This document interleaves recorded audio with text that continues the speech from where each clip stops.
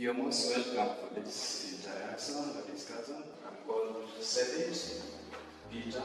Thank you. I'm Sarah Gazokanis, the trainer for youth empowerment activity in HADO.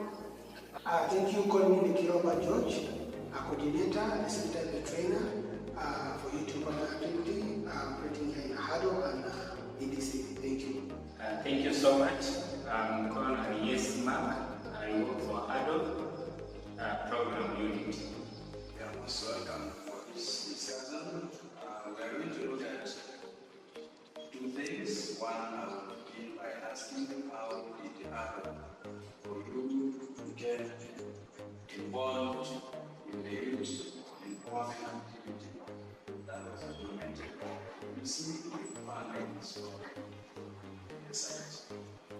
Thank you so much for the invitation. And that's a good question. When we look at last year, which was 2024 Fed, USAID collaboration with Education Development Center, that is EDC, they called for partnership to CSOs within South Sudan. And then they found that HADO, Human Affairs Development Organization, and then they found that they sent official email to HADO, then also HADO, that is Human Affairs Development Organization, respond positively for the youth empowerment, and also they come personally for other talks with the ED, and then ED responding also in a positive way.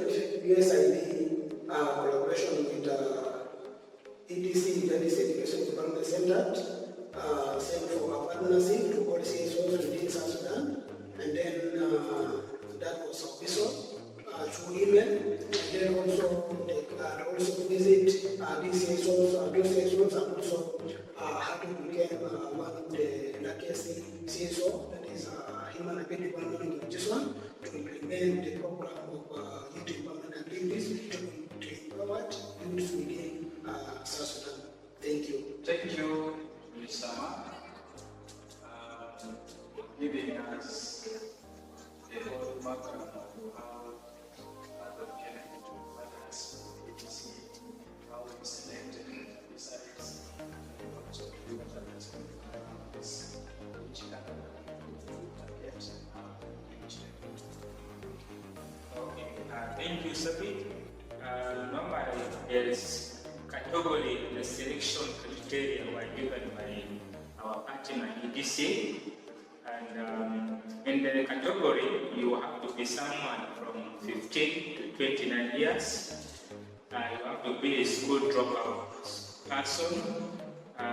Maybe someone who dropped from P5 to senior 3. You have to know how to read and write. After that, we were given self-assessment interviews to see whether you are qualified to write something or not. And then how do we reach to those youths? We work together with the community leaders. We worked with them, and the community leaders were able to support us with the mobilization, and we had the youth who showed interest in the program. They came in and we were able to enroll 60 participants in the phase of the project, the first one. And in 2024, we enrolled about 60 youth. And from the 60, we graduated about 56 of them. In 2025, we are able to graduate 45 from the second phase of the program, 15 male and female captive of them who have successfully finished 4.5 months and graduated successfully. Not only that, there are changes in behavior. Some youth have changed in terms of behavior in the community. Because I remember when we started this program, some youths were drunkards. You could even come for the sessions when they already drink alcohol. But from the training now, we have seen that those individuals are no longer drinking. Even they can even testified during the training.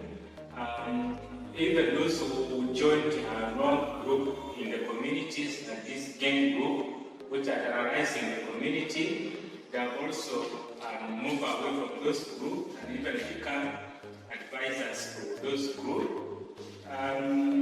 Of course, in everything, there are always challenges.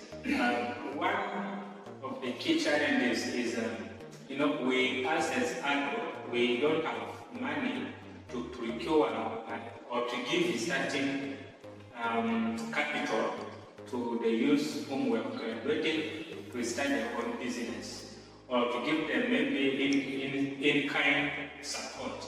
So completely we don't have funding for that, we don't have money, and this is one of the issues that the participants are raising from time to time.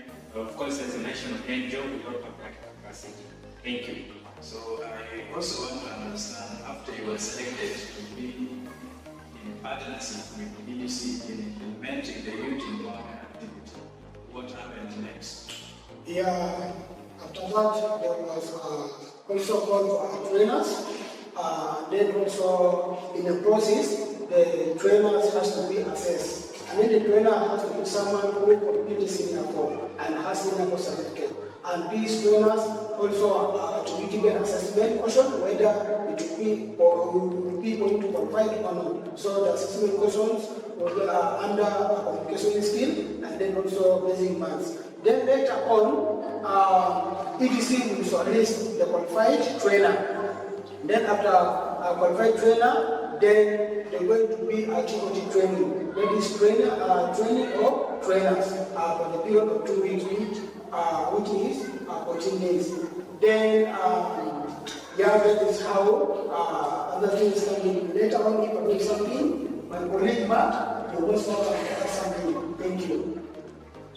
Yeah, just to complement on what my colleagues have said, our trainers had gone under 14 days training, and it was a very extensive one. After the completion, and then we kick off the project of the Youth Empowerment Program in Juba. And of course, one of our trainers is here, is Sarah. If she can also give us something gift on what they learned during the TOT training. Thank you so much. Actually, after the course, we went to training for 14 days. And from that training, we were trained about personal development, communication skills, leadership, and finding and getting jobs. Then also we have a BO on course, and there are so many other things that we learned from there. And most special also, we are given a self-assessment test, and from there I happened to be also one of them. The luckiest trainer to be elected in us. Thank you for giving us the background of how HADO get into partnership with EDC, and also for giving us the criteria of selecting the trainers. Thank you. I want to direct this question to the trainer, who is Mrs. Stella. You can tell us the models that you have taken these participants or the youths in the 4.5 months of the youth employment activity. Okay, thank you. To answer you, we have been training EDC how to train the youth, and the models that we are given, there are a lot of numbers of models that we are given. We have the model 0, which is the introduction to all the models, and the first model is model 1, which is about personal development, and inside it, we have also a series of programs, and what I wanted to take is the proverbs. The proverb says that knowledge is like a garden. If not cultivated, it cannot be a happy state. Then the second model, it was a communication skills. Like also we train the youth how they can be able to communicate in their own businesses, how they can be able to communicate in the community, and even how they can be able to communicate with their elders. That one must talk little and one and listen much. Then the third model, we have model 3, which is a leadership. We also train the youth how they can be leaders of tomorrow, and also how they can be leaders in the community, leaders also in the nation. How they can be able to lead, like those who are already married, because we are trained people who are from 15 up to 29. And And around that age, there are some people who I'm sure I know they are married. Then also thirdly, the fourth one, we talk about finding and keeping work. We train the youth how they can be able to find work and how they can be able to keep their own work. As we know that in South Sudan, most of the youth, they are jobless, and most of them are seeking for a job, how they can be able to find. And this is the reason why I can say that this model is the best model for all the youths in South Sudan.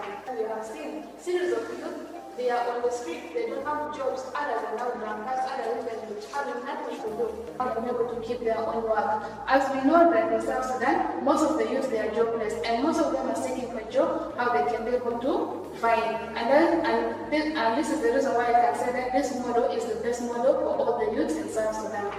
Then, the fifth one is be your own boss. We also train the youth how they can be able to be their own bosses, like opening their own business places and how they can keep it and how even they can rule them.